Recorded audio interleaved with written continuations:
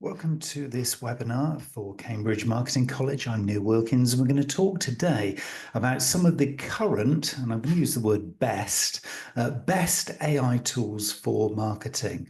Now, I say best because this is actually quite a subjective and a very personal take on the AI tools that are going to help you within your marketing and communications. And it isn't the same for everybody. So the person next to you or the person in another business or somebody down the street might have a whole different set of AI tools that they're using, and those tools are working very well for them.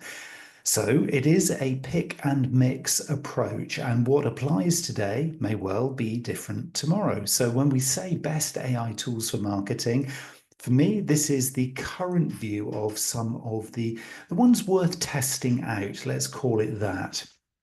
Having said that, AI tools are non-negotiable right now within a marketing, communications, and pretty much any commercial discipline. Salesforce last year came through with some research that they had completed and said that 61% of marketers are already using AI tools, and get this, to improve performance. So seeing tangible evidence, that's nearly 2 in 3 marketers using it to see tangible evidence of improving the performance in what they're doing. So that could be from creative, that could be to scale up some kind of offer, if you like, or to attract certain different audiences, to personalize at a hyper personalized level. We're going to come on to that in a short while because that is certainly one of the trending areas that we're seeing these tools play out in, and particularly to enable faster decisions. Anybody now who says, well, I don't know the answer to this or to that, they're clearly not using AI, because the answers are out there, literally in the palm of your hand or in a short voice conversation with your favorite AI tool. So AI tools, they're not going to replace us as marketers or as business people. They won't replace us, but marketers or business people who use AI will replace those who don't. And that's quite a profound statement that kind of really captures really where we are in this whole state of play. So these are non-negotiable tools that we really need to embrace and to begin to understand where the value is going to come from. And I have a little, at the end of this, a little checklist for you to begin to enable you to prioritize which ones you focus on specifically to get this moving forward. Now, for most of us, we are beginning at the beginning. We're starting to use some of the really obvious ones, things like ChatGPT, Copilot, etc., the more kind of general, if you like, AI tools. But what we can do is we can also start to begin to use more specialist tools and map those out in maybe some of the key categories that cover the categories of work that we do in marketing. So, for example, if we are doing strategy, research, or planning, there will be tools that can maybe be more specialist areas that will help us to deliver more effectively and maybe faster on our outputs. If we're looking at content creation, we know there are a host of tools, and literally every day you can be finding new tools coming to the surface and starting to make, big, bold claims as being the best in class for all the different types of content creation that you do. Visual and video, for example, many tools coming through. And a lot of these, as I'm sure you're finding if you're dabbling and experimenting in these, are kind of coming through now in ways where they are very much me too. I'm seeing a lot of similarities between not only the services and the features that they deliver, but actually how you use them. So the kind of prompting styles to get the best out of these tools typically are very common across similar kinds of tools for particular categories. So once you know how to do it with one, you can pretty much use it across any others too. Audio AI is becoming very popular as we're starting to see chatbots and assistants come to the surface in our customer service and in our sales provision and sales support. So audio and chatbots, again, a lot of AI tools coming through there. Got a couple for you to talk about a little bit later. And we're beginning now to see some real inroads into e-commerce, into the conversion stage of our customer journeys.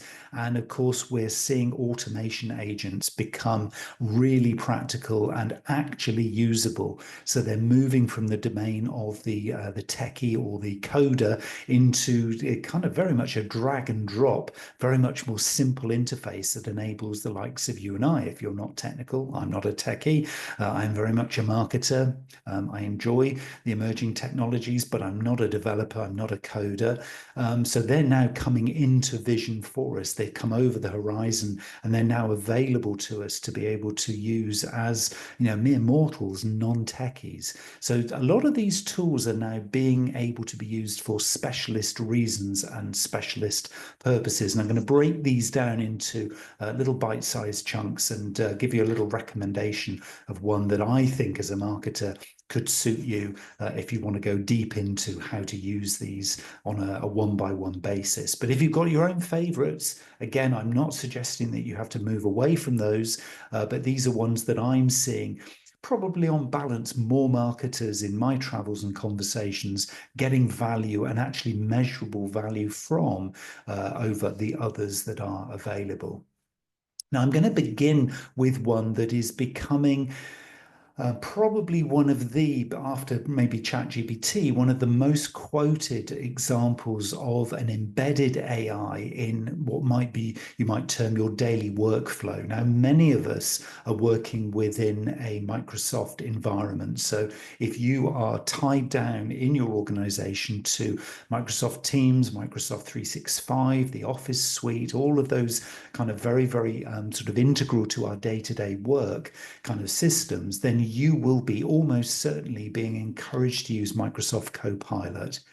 Now, there are some upsides to this. I don't necessarily see it as best in class for any of the things that we're going to talk about a little bit later. But if you are working in a Microsoft environment, then you'll have already seen it is becoming embedded with Copilot's becoming embedded within things like Word, Excel, PowerPoint, Outlook, and Teams, which is going to give you some deeper functionality and some more nuanced outputs, which will hopefully increase the speed that you process stuff, the creativity of your outputs, and also give you more insights into actually what's going on. So it enables you to wake up. And that for me is why it really, really matters, because it's very easy in day-to-day life, business as usual, as we might call it, to kind of almost be asleep whilst you're doing stuff. You know it, I know it, we all do it, we're human. But something like Copilot can enable us to wake up. So for a Word, for example, we can help us to draft campaign briefs, proposals, or blog posts using prompts. So it enables us to begin to use it, as the name suggests, as a co-pilot.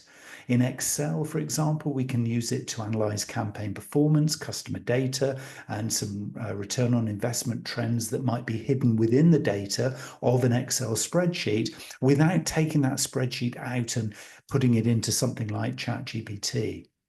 So this stuff is happening inside the tools that you're using on a daily basis. The same with Outlook, the same with Teams, and of course with PowerPoint too. So it is going to enable you to maybe streamline your kind of campaigns or projects or your day-to-day activities. Everything from email to running a project can be streamlined using Copilot. So if this is where your starting point is, I'm not suggesting you fight against the status quo or you push back against your IT teams. There are a lot of good reasons why Copilot is worth kind of getting to know and getting to understand, because it's there literally at your fingertips to enable you to do stuff a bit more effectively, a little bit more efficiently. So kind of build on what you're doing there probably is a great starting point. But that isn't to say you should be restricted by it, even if your IT department, I'm going to get controversial here, sorry, IT people, but even if your IT department says, no, you can only use Copilot, I would say find ways of actually using some of these and playing with some of these other tools, even if it is in your own personal time, because there's a lot of other stuff that goes way, way deeper that I would argue is probably better in its own individual category. And the first one I would say is perplexity. So I would say for me, it's my search companion now. I'm not doing traditional search and using things like Google in the old way that I used to. And I'm sure many of you listening to this would say, well, no, me neither. And ChatGPT is great at this with the deep search facility, the deep research facility that it has in there. And many we're seeing these as kind of common terms across many other different platforms too. But for me, Perplexity is my go-to, which provides a combination, if you like, of search engine functionality with natural language understanding. So you can kind of give it a proper prompt about what you're really truly looking for, not just searching for a piece of information, but giving the nuance of the context. So you can use it, and it's really excellent for content planning, for SEO research, for competitor or market analysis, that kind of activity. Perplexity goes deep. And I also use it for fact checking. So if I produce something elsewhere, so maybe if I produce some content in collaboration with something like ChatGPT, then I will use Perplexity as my fact checker, because the last thing you want to do is to be hallucinating. In other words, co-creating with an AI to produce an output that has actually just completely made up. Lots of examples of AI hallucination going back into the distant AI sort of annals, really, to kind of see where AI's got it fundamentally wrong. So Perplexity can help you fact check. Why marketers need it? Well, it provides source-backed answers, which does reduce this misinformation that you can fall foul of. And it's great for trend spotting and for campaign insights and for the generation of new ideas creatively. And again, if you can get your prompting right, we're not going to talk about prompting today. We've done that in previous sessions. But once you've got your prompting correct, and go deep, go really deep into the prompting, because Perplexity needs that to understand precisely what it is you're looking to get and the outcomes and the outputs that you're looking for from the research. So once it knows that context, then it will help you to spot the trends and give you those kinds of insights that you need. So we're looking there to really kind of start the game off really with a deep research tool. So for me, Perplexity kind of gets us off the starting point there. Now, if you want to get a deep or very context-rich market analysis, then there's a lot of reasons why Claude by Anthropic is a good one to go and play with. Now, not so many marketers I'm finding are using Claude, but it is built for long context reasoning and summarization. So if you have a whole host of maybe detailed reports or technical specifications, maybe you're doing a brand audit, or maybe you're looking to assimilate or correlate some detailed customer feedback, then Anthropic's Claude can be a very, very good tool for going deep into some reasoning around actually what is going on. So maybe Perplexity is great for getting under the surface of things and going deep into the research, but Claude can be great for the analysis and helping you to do the evaluation. Ultimately, you've got to make the decision. Ultimately, you're going to decide what the priorities are. But Claude can give you a really, really great way of handling large documents very quickly. So it's perfect for briefing materials and maybe strategy decks that need to come out of large documents. So if you're being tasked with something that historically would have taken you forever to get through the detail, you shouldn't ever now be daunted, because these tools can get to the hub of what's really going on very quickly. And it does prioritize AI safety and ethical modeling. This is the really good thing about Anthropic, and their kind of mission statement is that they are doing things, as they argue, correctly. So there's a lot of authenticity here. There's a lot of transparency over how this kind of modeling is taking place. So a lot of, again, good reasons why this would be a good one for using this within your kind of market or data analysis and evaluation. Once you want to go a little bit deeper into certain areas here, then if you were looking at, say, competitive intelligence, Crayon is a really good one. This one is enabling you to track competitors' changes across things like websites, social media, ads, and content. So if you want to be benchmarking both yourself and your brand against the competition, either in an existing market or maybe a new market that you're looking to go into, or maybe begin to explore, it will enable you to find, let's call them white space opportunities. So those opportunities where maybe a collective of competitors is missing a trick, or maybe there's a trend that's coming through that you found with Claude, or maybe through Perplexity, and you think, is there an opportunity here? But what are the competitors doing in this space? Then Crayon enables you to see how those trends are being played out, and it enables you to see how you potentially could score using those trends as maybe the KPIs versus the competition. And I love this idea of these white space opportunities because, we're all in competitive markets. We're all kind of looking for, either the next big thing or an opportunity that enables us to either grow or become more efficient. So looking at this benchmarking, but where the gaps are. And again, this is the beauty of AI. It's taking our game forward. It was always easy in the past to do the hard yards and find out where the gaps are.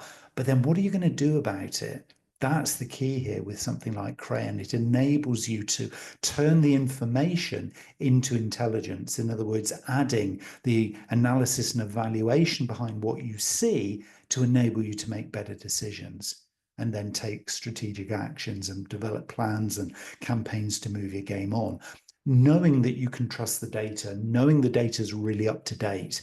Again, a missing piece that we had as we were planning in the past, but now we can do this with AI. So that's exciting. And when you start to do that, you then start to think, okay, well, there's a strategy thing now that we're talking about. It's not just about doing the research, but it's about building the strategy around those trends, those white space opportunities, those market movements, and those competitor activities. So then we'd probably bring in something like Google Gemini. So this is Google's kind of pitch into the strategic element of AI. And it natively integrates with Google Workspace and with Google Search. You're already seeing Gemini. If you do a Google standard kind of Google search, you're often with certain search outputs, you're often seeing the output created by Gemini. So they want us to use this as part of our search. I'm not saying don't use Google anymore for search. I'm saying it's part of, for me, part of a process that means once I've done those yards in the beginning to actually get the research and the insights and the evaluation done, I then probably come back to something like Google Gemini, for then starting to see, okay, strategically, how can I now see this play out? I've identified this little white space opportunity. Nobody else is doing it. So there's a little bit of an area in here that I could attack strategically. So now I'm going to be using something like Google Gemini to maybe research keywords, maybe research some of these keyword trends, maybe the voice of customer data, all of these kinds of things that will enable me to begin to build a strategy around this.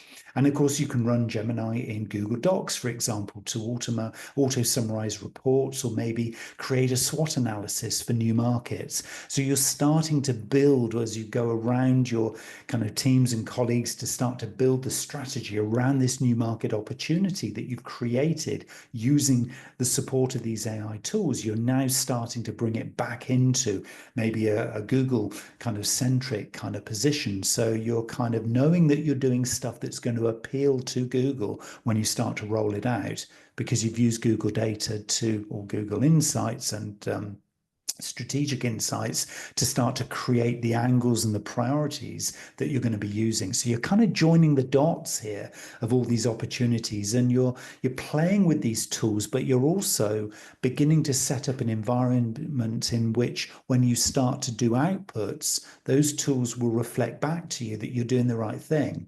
So from the tool algorithms perspective, they're seeing you as one of the good guys. They're seeing you as somebody who's kind of, okay, they've really listened because we helped them get to this point. So now we're going to reward them. That's the kind of ethos and sort of mantra really that we're going through here is kind of like almost you scratch their back, they'll scratch yours. So there is a win-win going on here, which is going to protect you into the future. So we've done the research, we've done our analysis and evaluation, we begin to build some strategies here. Then where are we going to go? What are we going to actually do as far as then pulling this into more tactical activities, projects, campaigns, and plans? Well, the go-to for most of us is, as you might call it, the marketer's Swiss Army knife, the catch-all of everything, ChatGPT. So OpenAI's ChatGPT, which is great for then starting to pull all this stuff together. You know, it can really be your best friend. Neil Patel, digital marketing guru, says ChatGPT is like having an entire content team in your back pocket, only faster.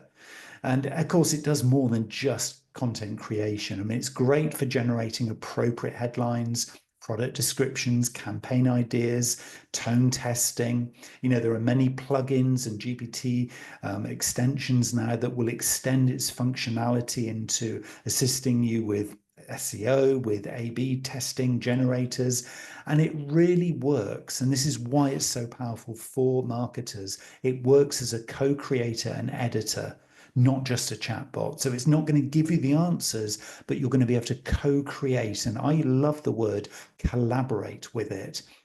It's best for first draft writing, for refining tone of voice, for bringing maybe something you've written back onto track in terms of knowing your brand guidelines, and of course for idea development when you run out of ideas. So it really is the go-to to kind of start the tactical movement forward as you begin to bring into play some of these sort of strategic ideas that you've got. And then we start to get down into, okay, once we've started to get the baseline of our content, for example, what are the other tools that are going to really, really help us that are maybe even better or more specialist than something like ChatGPT? Well, if you want to make your grammar better, Hemingway Editor is a go-to for many marketers. This is going to highlight any passive voice, complex phrasing. It'll give you a readability grade. It'll help streamline your blog posts, your emails, and your web copy. And it'll make sure your any sort of AI co-created or co-generated content will meet human readability standards. So it's great for tone adjustments and accessibility. The worst thing you can find is that your content starts to sound like it was created by an AI. That is the biggest hole that you can fall into. It mustn't, it really, it's not that it shouldn't, it must not fall into that trap. So that's why you need to co-create with AI, not rely on AI to generate your content. So Hemingway Editor will enable you to do those cross checks. And if you're finding that enough of your stuff is coming through co-created where it actually feels like it's human created, then you're on a surefire success track. If you're finding it saying, no, this is sounding too AI, then you need to go back and start to reprompt your AIs because you're falling into the trap of sounding like every other piece of content. I'm not saying AI generated content is bad. What I'm saying is it's going to be very similar to other marketers who have fallen into the same trap because you're using the same tool, you're prompting it in probably a very similar way, so you're going to get a similar outcome. And those outcomes are going to be very generic, and the search in AI increasingly, but the search in Google particularly as an algorithm is going to catch you out. You will get punished if you only provide AI content creation. So that's why something like Hemingway Editor really gets you out of that little hole. Next one I would say is if you're looking for AI-powered email subject lines, and yeah, we can really get down into this kind of level of detail, then things like Phrasee can work really nicely. Phrasee will generate subject lines, push notifications, and social copy using predictive analytics. So in other words, it will kind of enable you to constantly and consistently outperform by using natural language generation that has been optimized in real time. So this is clever stuff. So it watches how each version of your subject line is performing, and it makes consistent and constant improvements. So it just gets better and better and better as it learns and learns and learns in real time. Can you imagine doing that as a human? You might be the best email marketer on the planet, but I would challenge you're never going to be able to do that. At that kind of level, at that sort of speed in real time, you need the power of AI, not to replace you. You're the one who's making the decisions, but to enable you to constantly improve and ideally get better and better and better to the point of best ROI on your campaigns. So Phrasee, if you're using email, is a really, really good one. If you want to scale up your content creation, a tailored content creation engine here is Jasper AI. Now, a lot of people have started using Jasper way, way back, even before ChatGPT became a thing. And it features brand voice training, campaign templates, and you can put in marketing frameworks into it. So it helps you to streamline the right kind of content, so blog creation, emails, etc., or even ads at scale, but at certain points in the customer journey.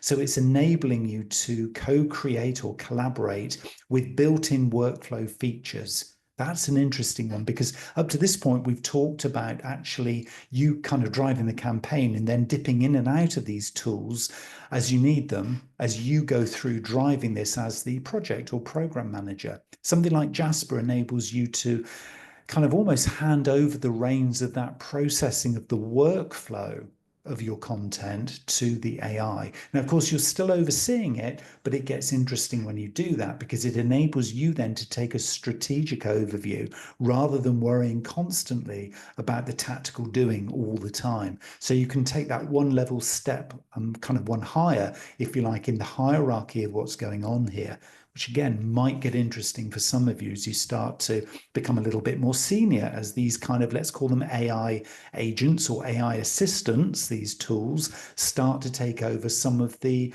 more processing or admin elements of the role that you have. Nothing bad in that, you're still in charge, but they're co-creating and enabling you to get on with more important, higher value stuff. If you're creating visual content, one of my go-tos is Dream Studio. This is going to be a really interesting one for you if you haven't played with it, which enables you to create high quality images from text prompts, much as you would in any kind of prompting of an AI system. And many marketers are currently using this to visualize campaign themes, add visuals or social posts before they get published. So this is really, really good tool to be able to then quickly produce, say, mood boards or maybe produce concept visuals. So if you work with a designer or another creative and it's not you that's doing it, a great way to quickly get your ideas out of your head and into something that a designer or an agency could use and take on your behalf. So you can keep this very, very consistent with your brand because it uses trained custom models to keep that consistency. So again, much like with ChatGPT, where you plug in your brand guidelines and you say, look, within brand guidelines, we need to get some mood boards around this theme. It will do it in the sense of your brand. So it keeps things quite nice and tightly kind of, on track. They're within rails, but it enables the creativity and that kind of expression and innovation to come through quite nicely as well. So you might try Dream Studio if visual content is important to you. If you want to move towards video, and let's face it, most of us do, Runway ML, amongst a whole host of others who you're seeing probably throughout a lot of the AI and marketing media right now. For me, Runway ML is a good one to play with. It turns, again, as the others do, text prompts into mainly short form video clips, but it enables you also to do some clever post-production stuff like removing backgrounds. I mean, you can use it for generating a lot of B-roll to support maybe interviews or kind of A-roll or sort of scripted stuff that you're creating on video. And so it will save a lot of time on content repurposing and production because the AI, again, because it's prompted and prompted within your brand guidelines, it can enable you to produce very much kind of sort of social ready or brand ready video without you needing to worry about editing software or any kind of sort of more expensive production crews. So you can get stuff up and running and off the ground very, very quickly. It might not be the final version, but again, getting drafts out to enable you to story tell for a creative to then go away and produce it. Or if you are the creative, this is the stuff where you're creating B-roll to support the campaigns that you're being asked to do. And it will enable you to do maybe some teasers, so maybe things like product teasers or campaign teasers in seconds for things like TikTok or Instagram, or maybe YouTube Shorts, because what you're able to do with this is very much a testing angle. So it might not be the final campaign piece that you're doing, but you can get stuff out there to test and to listen to audience sentiment and reactions and engagement levels before you then run the full thing. So if you want to get stuff out there, rather than getting bogged down in, oh, it means I've got to double up in the amount of content I produce, you can do this stuff really quickly and effectively. So that can be a nice one with video content.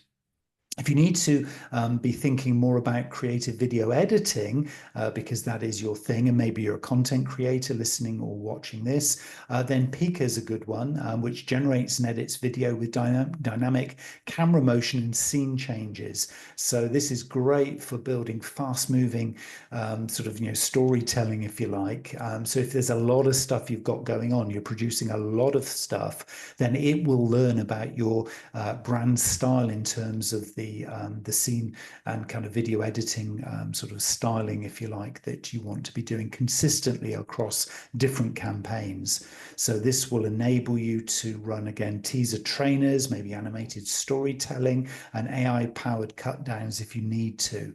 So the video editing using AI is now becoming super, super slick. So maybe have a little play with that one if content creation is your thing.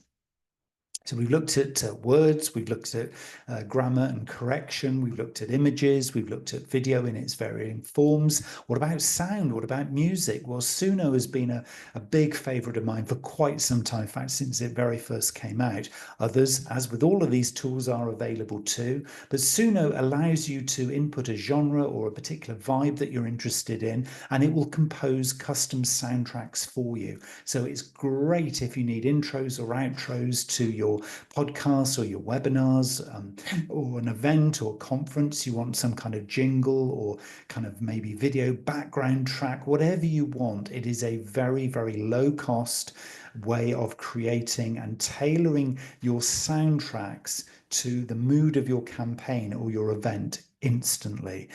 You can do it with or without audio, not with audio, with or without lyrics, if you like. So you can do instrumental versions only. It is just a very, very good little one just to have up your sleeve. You probably won't be using it every day, but it is something that's well worth having. And again, because it's very much customized by the prompt, the deeper you go into what you really want, the more it will be personalized to you.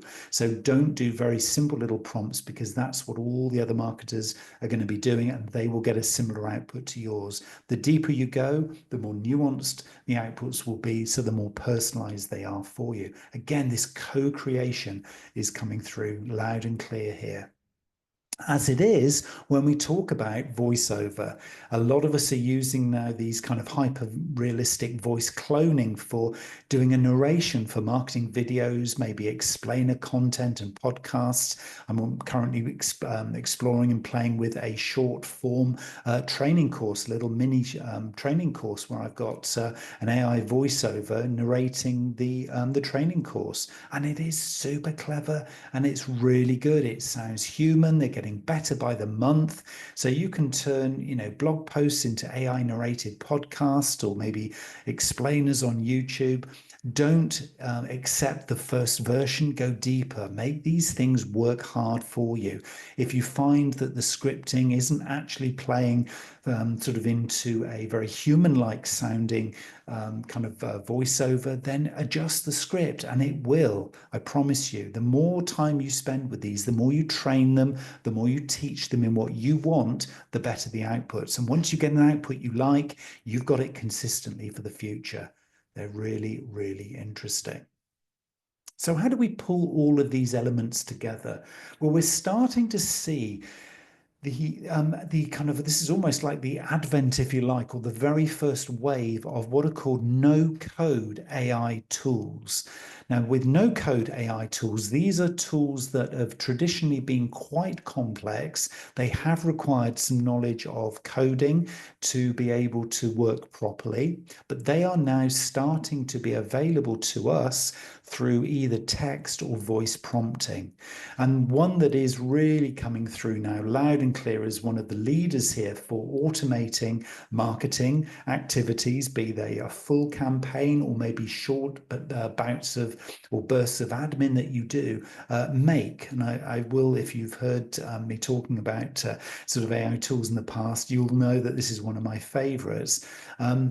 It will connect a lot of the tools that we've talked about. So you can plug in your AI tools and get them talking to each other. And so you can create automations, you can create workflows, you can create what's called process mapping. And so you can automate some of these things. You can get these things working together when you're off doing something else, maybe making a coffee, they can still be working for you. So you can use it to automate things like lead nurturing, content scheduling, or campaign triggers. So, for example, when a lead clicks a call to action, Make can auto send them a tailored follow-up email and maybe a text message or some kind of notification. Now, you can say, well, I can do that already in HubSpot, and other sort of services like that are available. Yes, but this enables you to do hyper personalization. This enables you to then follow on that process flow to give maybe you a little notification coming through on your smartphone that, hey, we've just had another one, and hey, it's just interacted in that way, and hey, you've just added that record to your database. So it enables you to kind of really hone in on the personalized workflow that you're running. So try make.com is a very, very interesting one there. This no code AI marketing automation. And we're seeing this come through as well within AI chatbots. And we're seeing a lot of successful organizations now getting great success and becoming super efficient using chatbots for customer service. Automating maybe customer onboarding, not necessarily reducing your headcount of customer service, but actually using it in more creative and more artistic ways. Maybe answering frequently asked questions, maybe lead capture on websites, all those kinds of things we are now as consumers starting to see come through in the brands that we interact with, so that we can now start to do it. So even if you're in B2B, B2C, wherever you are, you might not be in a for-profit organization, but AI chatbots now for enhancing and developing upon the levels of customer service that you have. This is now the time to be striking and getting some real value from this. And of course, all of these AI chatbots, things like Intercom, which is well worth a look, can integrate with your existing CRM and email platforms. Really, really interesting. And if you take the real kind of premise here that your chatbot is your 24/7 brand representative, make it smart and empathetic. And that was from the CMO of HubSpot. So they are also advocating that you start to really think about these chatbots and build them in almost a sort of a human-esque way, because they are going to be there doing some of the stuff that it just doesn't make sense you have a human doing. Free your humans up to do the higher value customer interaction, not the stuff that can be served on an automated basis. That is wasting their time. And so this is where, again, collaboratively, AI and a tool like Intercom is well worth exploring, because they can just be doing the hard yards where the rest of us then can be doing the high value things. We're also going to see this playing out in e-commerce. So if you have an e-commerce website, or if maybe you're starting to think about this, so you might be in sort of Shopify or any other kind of direct to consumer branding kind of offering here, something like Octane AI can recommend products based on AI powered quiz responses. This is an interesting one. Again, if you're looking at cross-selling or upselling, so you've got an e-commerce store and you're looking to get more basket value. In other words, every time somebody checks out, you want more things in the basket that are going to provide value from them. AI powered quizzes can be really interesting because if having put something into a basket, you find a little bit more about the motivation of that person putting that thing into the basket, and then you recommend, much as we are all very used to seeing, oh, people who like this product or view this product also like this product or considered this one, the Amazon kind of approach. This is actually basing it on a hyper personalized quiz response. And why it's a game changer is that it increases the average order value. And also, because it's hyper personalized, can reduce return rates because you're giving people stuff that works, it's compatible as a product or service, but it also provides them with more value. And it gives you more value because the order value of that basket has just increased. So this is about thinking creatively about where are the little weak points, where are the kind of opportunities, that white space that we talked about before, that I could actually plug successfully, get better return on investment, get it a higher average order value by using AI and a tool maybe like this or something similar to really improve and enhance my marketing. I can also then be thinking maybe about product recommendation engines. An AI one here is Recombi, which uses behavioral data and collaborative filtering to serve personalized product suggestions. So it looks at past behaviors, it looks at past performance, it looks even if you've got an online service or product where you've got actual behavioral data coming back to you around how that product is being used or not, then it serves as an ideal e-commerce platform to improve this cross-sell and upsell. So you can consistently and constantly be looking to get more and more value to the customer, which brings more and more value back to you by recommending other products and services over the lifetime of that product, not just at the basket conversion point, but as they begin to use the value of the product as they go through the life cycle or the lifetime of that value use. So interesting stuff here. Again, there's a tool coming through, if it's not here already, for pretty much every little weak point or every little opportunity that you have. And if you want to take AI to the level of this personalization, and of course, I've been using the words hyper personalization. If you want that on your website, well, something like Mutiny is a really interesting one to explore because this will adjust the web content based on the visitor themselves. Hyper personalization for each visitor and based on their segment, their industry, or their behavior, and without coding. So, this is again a no code opportunity here. And imagine that every individual who comes to your website gets web content based on them. I mean, doesn't that just change everything in terms of customer experience? The professional intimacy, again, a phrase that I've often used, but it is now becoming real. We're not just talking about that as this hypothetical, theoretical dream of a marketer. You can actually do it. So look at the Mutiny AI tool to see what you might do with that one. So it will increase on-site conversions because it's using real-time AI insights. And it will show a different homepage message for different types of customer coming through or prospects. Imagine that hyper personalization through the whole of your website journey. Wow, what might you do with that? And you can see here what's happening. This idea, and I've mentioned it a couple of times, of workflow, or as we've been calling it, process mapping. If you know where the highlights and the lowlights are in the processes or the flows of marketing experience that you're channeling or choreographing for your customers, if you know where those pain points or those challenges are, or where you get drop off, this is where these tools can come and plug in. This is where it all starts to get really, really interesting. And if you're looking at the early stages of a customer journey like that, you can, of course, use AI for things like paid media optimization. So smartly.io is an interesting one, which if you're doing paid ads, it can optimize creative, copy, ad formats, etc., across different platforms. And it'll automatically adjust the call to action wording based on audience engagement trends. I mean, honestly, this is just thinking beyond thinking beyond thinking. So anything and everything that you need to improve your ROI, it's available, it's there, it is possible. And that for me is why this stuff is so, so exciting, looking not only into the future, but actually available today. And of course, all of this stuff comes full circle back to really kind of integrating with some of our core platforms. I mean, Google Performance Max and AI Insights coming together via Gemini again to kind of, as you roll this stuff out, Google understands what you're doing. Google can kind of pull this stuff in together.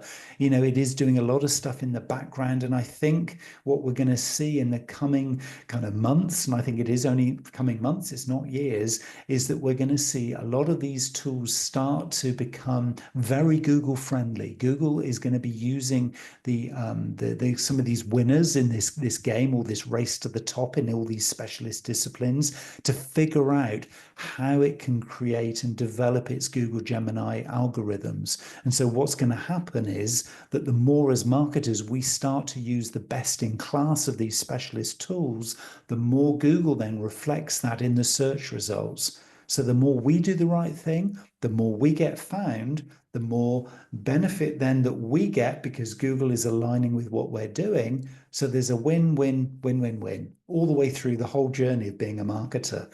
And that's why I'm particularly excited to really sort of, encourage you to begin to build what we might call a responsible AI stack. So if you have only started really using Copilot or using ChatGPT, at this stage, then what I'm going to say is start to prioritize some other tools in the mix as well. Start to prioritize and find 3 high impact tools. So it could be ChatGPT plus Jasper plus Make, or any combination of any of the above.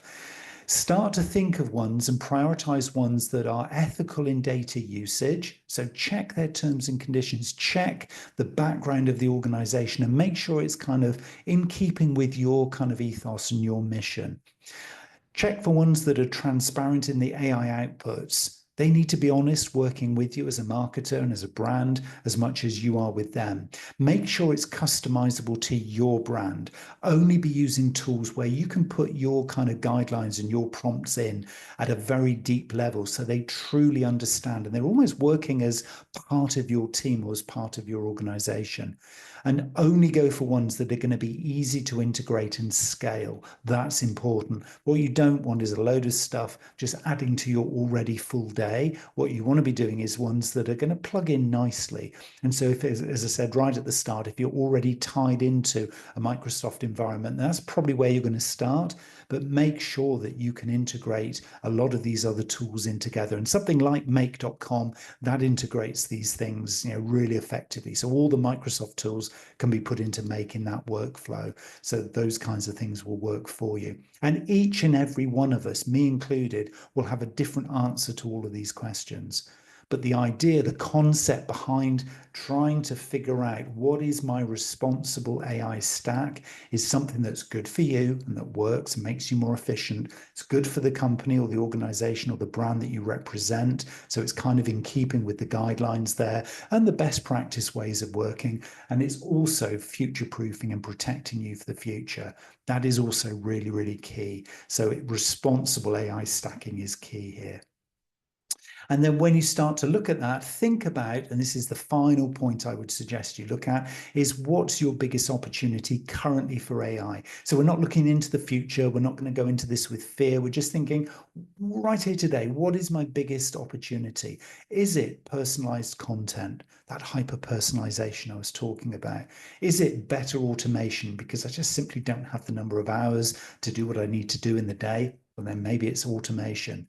Is it visual storytelling? Could I use some of these tools to realize the creative that I've only ever dreamed of, but we don't have the budget to be able to do all the stuff? Well, until now. Or is it video and voice AI? Is that your new thing? Is that, having now me introduce you to some of the ideas and sort of concepts behind some of these tools, is it kind of moving into voice and video? Is that where you're going to go? So Tom Goodwin said that the marketer of the future will be part creative, part coder, and part machine whisperer. I love that. We call it prompter or prompt engineer as well. But it is about really understanding how you're going to tame all these beasts and get them working with you. Co-creation and collaboration is the mindset. It's not fear they're coming for you. They're here to help you do what you do better, more efficiently, more effective, and have some fun on the way. So playing with these things is really, really fun. So make time, schedule time to do this. So my challenge that I'm going to leave you with here today is choose one tool, use it, optimize it, and then scale it.